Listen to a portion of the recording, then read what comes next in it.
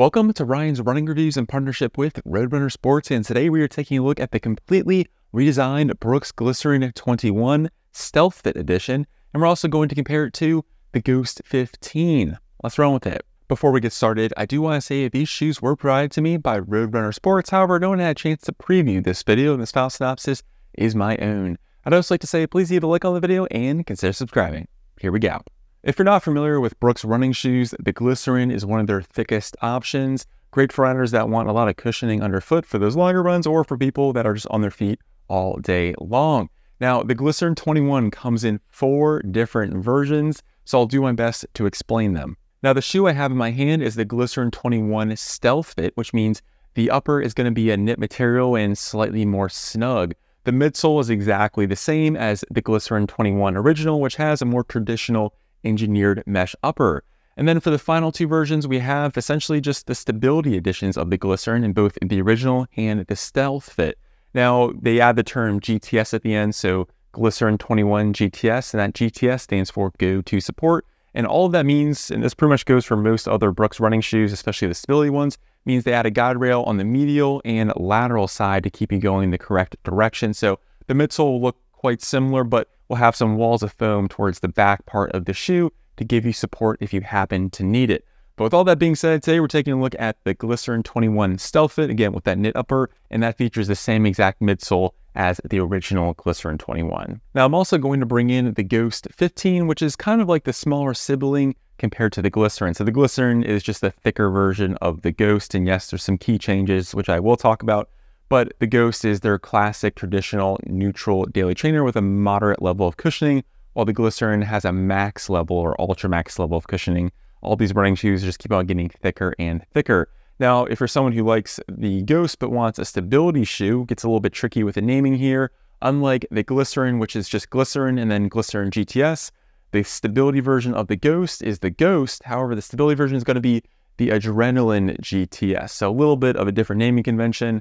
But again, anytime you see the term GTS, just know it stands for Go To Support, and it's the stability version of that particular shoe for Brooks. As far as price goes, the Glycerin comes in at $160, while the Ghost is slightly cheaper at $140. The Ghost 15 comes in at 10.1 ounces and has 24 millimeters in the heel, 12 in the forefoot for that 12 millimeter heel to toe drop. The Glycerin, on the other hand, it got a big update, 2 more millimeters of stack height, now with 28 in the heel and 18 in the forefoot for a lower 10 millimeter drop compared to the Ghost. It's also much lighter, weighing 9.3 ounces for the Stealth Fit Edition and 9.8 for the original. I'm quite happy to see the Glycerin go up in stack height and also down in weight ever so slightly. I think it's a move in the right direction, and when I first tried this on, I was pleasantly surprised, especially by this new updated midsole. The midsole on the Glycerin 21 is still being branded as DNA Loft V3. However, and this is a big however, it feels completely different compared to last year, which I thought was on the firmer side of things. It has been softened up a whole lot in a meaningful way, and in my opinion, feels quite pleasant. It was a fun surprise to put this on my foot for the first time. Now, if you're not familiar, DNA Loft V3 is a nitrogen-infused foam, has a completely different manufacturing method compared to the DNA Loft V2 we see on the Ghost 15 and the Ghost Max, which I guess is the kind of other counterpart to the Glycerin, which I forgot to mention before. So if you like the Ghost and you want to go with more stack height, you can go in 2 different ways. You can go to the Glycerin with the nitrogen-infused foam, or you can go to the Ghost Max with its DNA Loft V2. So it's going to be a little bit heavier if you go with the Ghost Max compared to the Glycerin, which basically the nitrogen-infused foam allows it to be slightly lighter. I really do think Brooks is making a big step in the correct direction with this reformulation of DNA Loft V3. So much so, in fact, they probably should have rebranded it or maybe put some daylight between this and the Glycerin 20, just because the Glycerin 20 was so much more firm and had a completely different experience to what I'm getting with this new Glycerin 21. It has a nice little squish, energy return, and enjoyment. And then also say it just works as just a solid workhorse daily trainer. You can pick up the pace in it if you really want, and if you need to slow it down, there's plenty of cushion here as well. It just kind of gets the job done. Now, if we compare it to the Ghost is a more, again, classic conventional shoe.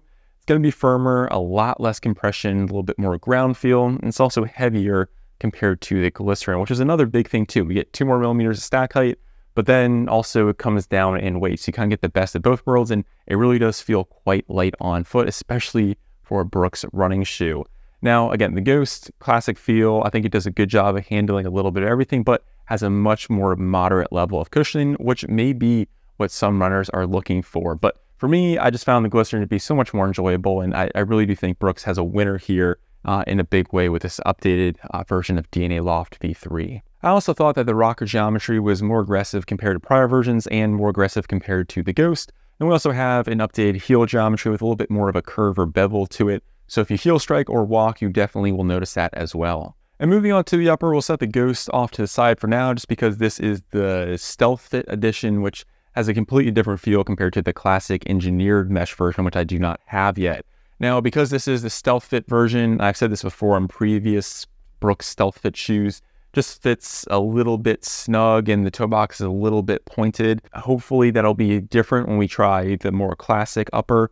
I do think the Stealth Fit version just looks cooler. I will give it that. It looks absolutely dope. I really like the pattern here. You have these heavy synthetic overlays or plastic overlays across the midfoot on both the lateral and medial side to give you some extra support.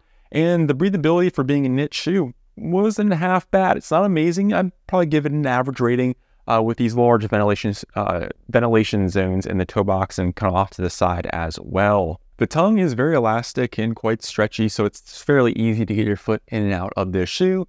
The lacing system, fairly similar to what we saw last year. You have strands of rope on both sides and the laces kind of crisscross, so they don't have to go through the upper and then touch your foot at all. It all stays on the outside of the upper. Now, thought the lacing system was decent, but my issue is if you really do have to pull those laces tight, you have a moderate amount of lace pressures because that knit tongue is so thin. We've moved to the back of the shoe. We still have that knit collar. It's not my personal favorite. It doesn't really hurt me or help. It just kind of is there, if you will. The heel counter is also rather flexible with a moderate amount of cushioning.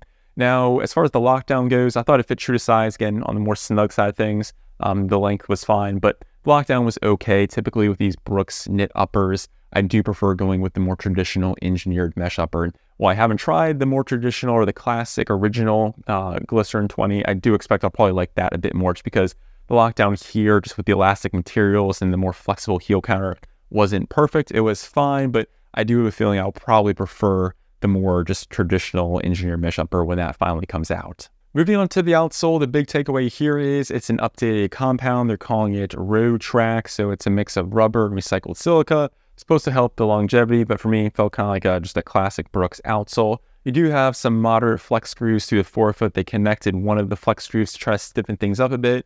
I will say it bends fairly easily, although it is more stiff compared to the Brooks Ghost, which is very flexible in the forefoot. So not too much to write home about here with the outsole other than they updated the rubber compound to Road Track.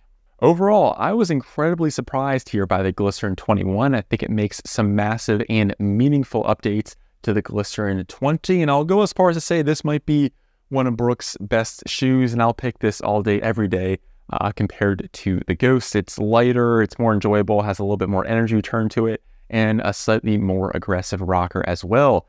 I'm very excited to also try out the more traditional engineered mesh upper. I think I'll like it just because Brooks typically does extremely well with that, but the midsole here, I think, is a massive winner. So let me know down in the comments, what do you think of Brooks running shoes in general, and what do you think of this update to the long-running Glycerin series? I would love to hear from you. Well, I'm Ryan from Ryan's Running Reviews, and I'll catch you guys on the next one.